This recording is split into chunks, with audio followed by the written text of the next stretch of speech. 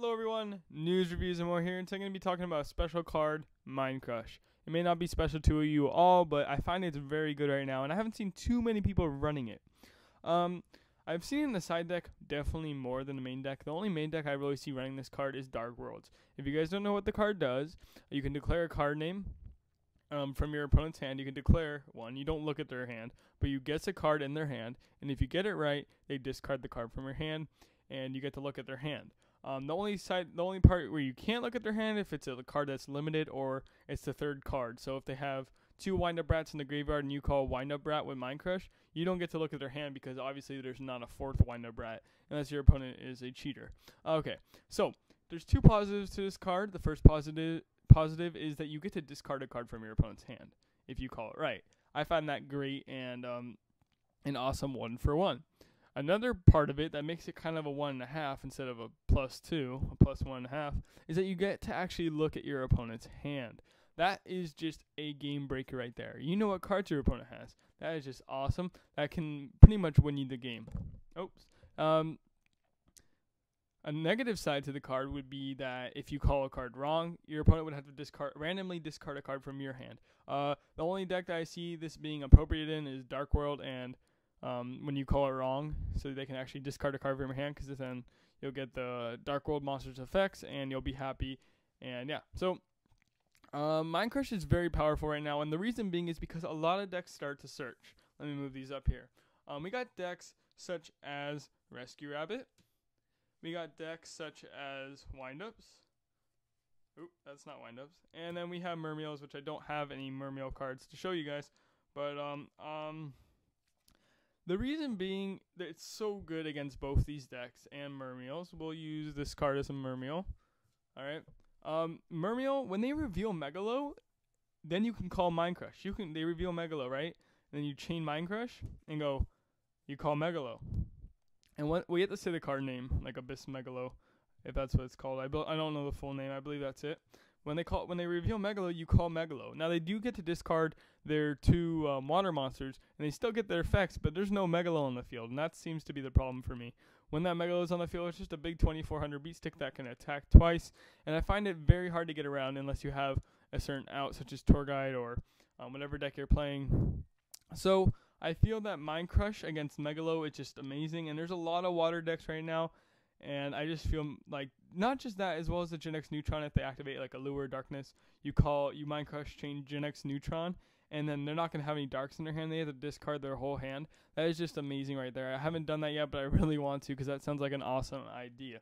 Okay, now we're going to move over. So that's the point of water in Mind Crush. I find it very strong against that matchup. Not all water decks run Allure Darkness, but now we're going to talk about Rescue Rabbit. The reason I feel Mind Crush is very strong against Rescue Rabbit is because if you're going first and you set, and you know you're playing against Dino Rabbit and you don't have any outs to their Rescue Rabbit, you just randomly Mind Crush Rescue Rabbit. If you get it wrong, you get it wrong, but you still get to look at your opponent's hand, which is a huge plus, and they get to discard a card from your hand. But the only thing that's like different about Mind Crush that is not stated on the card, you have to have a card in your hand to activate it. So in case you call it wrong, they can discard a card from your hand because you know you're not going to be 100% right all the time. As well as targeting Sabersaurus, Capsules, Forbidden Lance, not Forbidden Lance, but like during the draw phase. No, that wouldn't make sense. Don't even call Forbidden Lance with Mind Crush because they can just chain it. But stuff like Dark Hole, Monster Reborn, and I'll get around to that soon. So Rescue Rabbit is really good to call as well. Alright, now we're going to move on to Windups. We have Windup Factory, which is the main searcher of the deck. It's very good, and the reason being is because this card searches, and with Mind Crush you can call anything they search. If they have multiple copies of Windup Rat in their hand, you can call Windup Rat. So for the point, I think Windup Factory is very strong, and Mind Crush just wrecks Windup Factory. Now, with Windups, a lot of people like to do this play, where they go Magician, Reveal Shark. That's not Shark, that's Max C. Reveal Shark, and then Special Shark. Well, same thing as Megalo. You could reveal a shark. They'll reveal the shark. You can call Mind Crush, but their Magician effect will still go off. So pretty much whenever they summon a Magician, they're gonna reveal a shark 99% of the time, unless they have some other weird play with Monster Reborn. So, but if they're going second and you went first, you sent Mind Crush, and you're playing game 3 or whatever, and they summon Magician, I would automatically flip Mind Crush and call Windup Shark. because then you get to look at their hand, and if they happen to have a wind-up shark, which they most likely will, it goes from their hand to the graveyard. So I find that very strong against windups. It also hits stuff like rat and stuff they search with windup factory. So I feel Mind Crush is very strong against that deck as well. We're going to move on and talk about some hand traps. We got the Effect Veiler Max C, Tragodia, and Gores. I don't happen to have those on me at the moment, sadly enough. But same thing, Mind Crush. Let me get these over here. Mind Crush does really well against these cards. The reason being is because if you want to go for a game and you're afraid of Veiler, you Mind Crush their Effect Veiler. You know they don't have it. You know you're safe to go. And then you can look in their hand and see if they have a Gores. If they have a Gores, then you know not to, you know how to play around it. Same thing with Max C. You don't want them drawing a whole bunch of cards, so you might as well Mind Crush it. They could chain it, but, yeah. So I wouldn't call Max C with Mind Crush. That wasn't the smartest idea, but definitely Effect Veiler and Gores and Tragodia if you're going for game. Alright, and then we're going to talk about the final two cards I had to talk about, which is Monster Reborn and Heavy Storm.